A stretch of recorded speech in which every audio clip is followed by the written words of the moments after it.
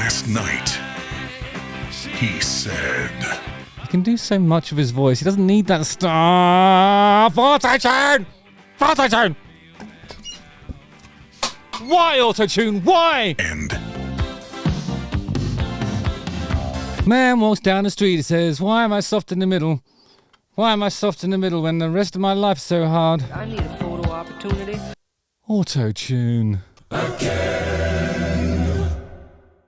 Well, good day to you one and all. It is I, Justin Hawkins, and this is Justin Hawkins Rides Again. I'm wearing a Rick James t-shirt. What of it? It fits perfectly, like a sausage skin, the way nature intended. This is how t-shirts should be worn, I think. Anyway, I think that's put the t-shirt issue to bed. Today I have a question. How important is a voice, a raw, unfiltered, authentic voice? Because the vocals in the song I'm about to talk about have been called jarring, gratuitous, and even repulsive. Oh, handbags at dawn. So with all that in mind, here's the theme tune. Justin Hawkins rides again. Again. See? Can't do that with Autotune. Why would you want to do that anyway?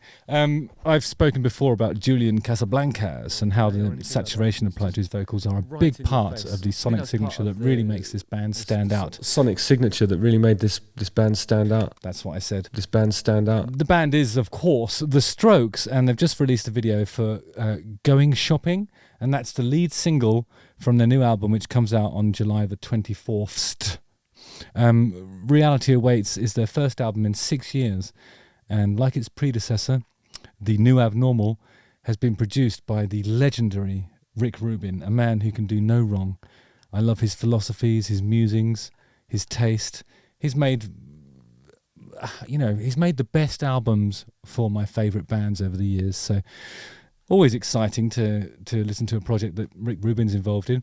However, when Going Shopping was released in April, the critics were not very kind. The New Musical Express, they're usually really kind, said the autotune is unshakably jarring, lacking the human touch that Casablancas' long-standing use of vocal effects usually retains.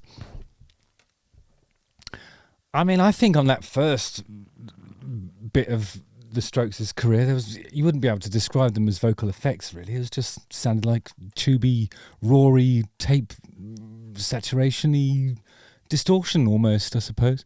Another wrote, my first earful brought a bemused and repulsed reaction, chiefly down to the use of autotune on Julian Casablancas' vocals. I asked, why? It just sounded awkward, so unnecessary, so gratuitous, and so wrong. I don't know who wrote that. Anyway, 2 months after its release, the Strokes have released a video for this song starring Walton Goggins. So I'm going to watch it and tell you what I think. By the way, love Walton Goggins. He plays Ta-da! Uncle Baby Billy, whatever his name is, or Bobby. I'm not sure actually, but I like him anyway. Here we go. Again.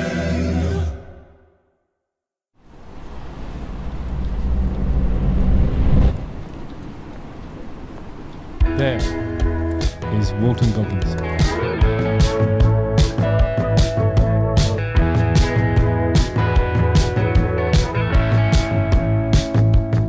Like a tiger, they will chase you down with words instead of claws. Oh, there it is. Okay. I enjoyed the first line. Hang on. They will chase you down with words instead of claws. With words instead of claws. So I can 100% concur. That's why. They will seduce you till you reach the point to let yourself get molded. He can do so much of his voice. He doesn't need that stuff. Autotune! Autotune! Why Autotune? Why? Sorry, I'm having a little bit of a anger management issue. Autotune. It's fucking with the vibe. The worse reality gets, the less you wanna hear about it. So it's nice when you go, "Hey." I'm at the mall, the song is bumping. There goes my future wife in the little red jumpsuit. I'm going away to the country. Don't wander off too far. I'm going out my mind. Man walks down the street, he says, why am I soft in the middle? Why am I soft in the middle when the rest of my life's so hard? I need a photo opportunity. I want a shot at redemption. You can call me Al. Throwing all my plans out the window. Don't wanna waste my life. I see you on the other side. See, Walton Goggins probably does do singing, doesn't he? He's probably a country songwriter. He's just got that look. He looks like a singer, and he knows what to do. I mean, he's saving the day here, really.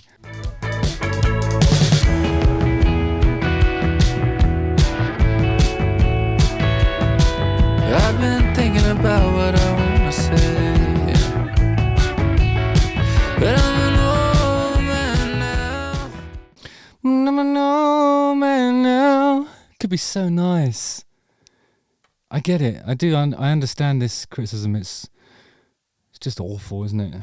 It's killing. I mean, the guitars just sound like they're played with the same nonchalance that you'd expect on a Strokes record. The whole thing sounds just right. The vocal sounds great until you realise that it's snapping and you know, it's been calibrated so that it's aggressively snapping to these notes. And it sounds like T-Pain or something. And I don't know, I think if you're a Strokes fan, you didn't sign up for T-Pain. That's not what you're after. I have had, you know, I have had moments in my career when my path has crossed with that of the Strokes and the various members thereof. And I really like them as people. I think they're really funny and cool. I just don't like Autotune. I just don't like it. And I think I'll explain that to them when they come to try and beat me up again, like last time. That's what they tell me anyway. We've been expanding on our greatness, building future awareness. We're building castles from the bones of dead trees, molded from the shattered ashes of the Dead Sea. I moved away to the country. I had to change my way, but I kinda miss you now. I'm starting to sort of see this Autotune being used in a totally different way here, because they're not trying to hide it in any way. It's just so brazen. It's almost like a commentary on Autotune itself. I mean, it's immediately jarring and doesn't sound like the sort of thing you want to hear in a song that's arranged in this way. But what if it is because he just couldn't be asked to sing in tune? I mean, not being asked is the Casablancas way. That's, you know, what gives him all of that coolness, I think. So maybe this is just like the next step in, like, you know, ultimate nonchalance, where you don't even bother to try and pitch.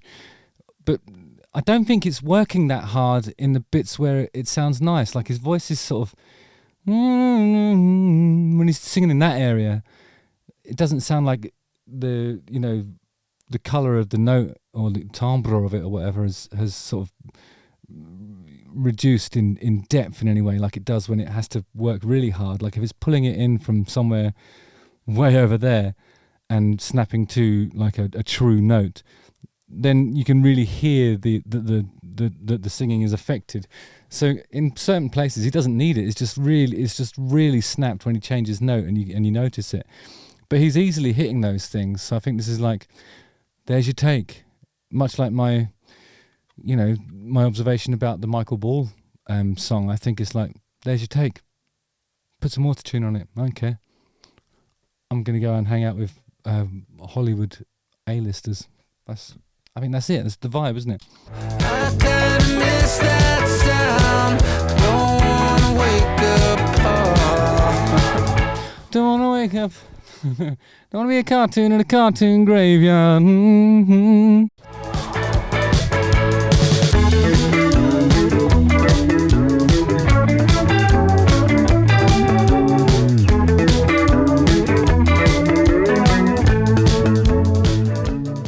I mean, that bass is reminiscent of You Can Call Me Al, as the video is.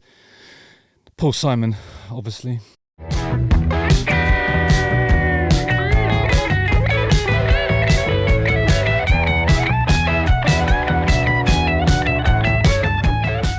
Clean guitar sound, just a bit of compression on it. I'm going back to the city. I'm out to There's some wah-wah stuff happening on the guitars over there.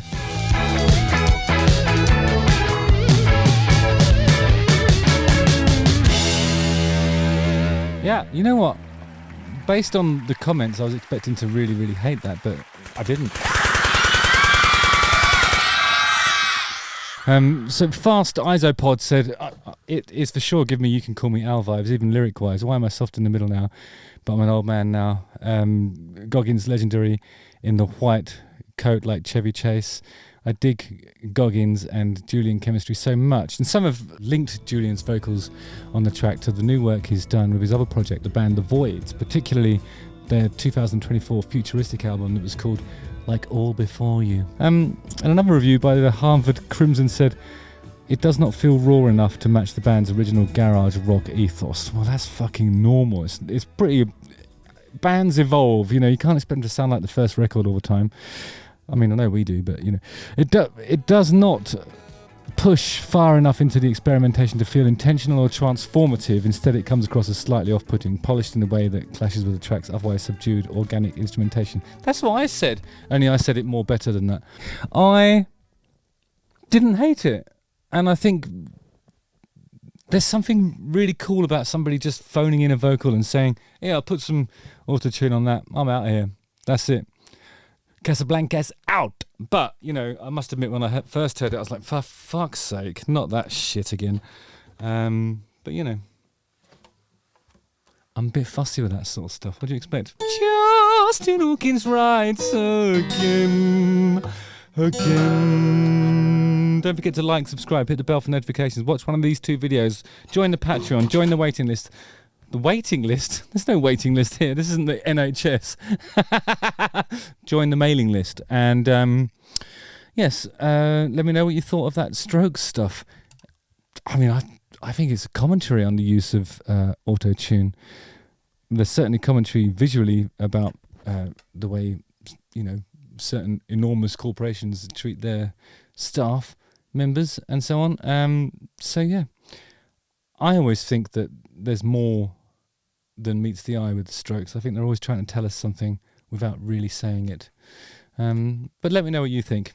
Nice one, guys. I'll see you on the eyes. Again.